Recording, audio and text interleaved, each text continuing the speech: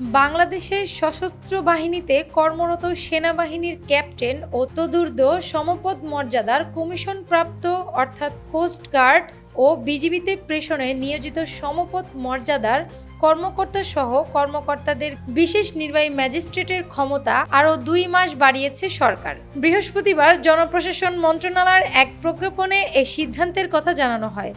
নতুন সিদ্ধান্ত অনুযায়ী 15 মার্চ থেকে 60 দিনের সিদ্ধান্ত বলবৎ থাকবে।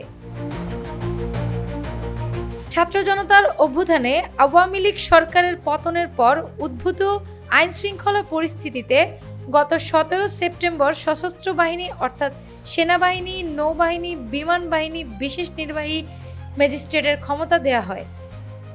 পরে এই মেয়াদ একাধিকবার 2 মাস করে বাড়াচ্ছে সরকার। ফৌজদারি কার্যবিধির ধারা 64, 65, 83, 84, 86, 95, 2, 100, 105, 107, 109, 110, 126, 127, 128, 130, 133 ও 142 ধারার অধীন অপরাধগুলো আমলে নিয়ে প্রয়োজনীয় ব্যবস্থা নেওয়ার সুযোগ রয়েছে বিশেষ নির্বাহী ম্যাজিস্ট্রেটের ক্ষমতা কর্মকর্তাদের।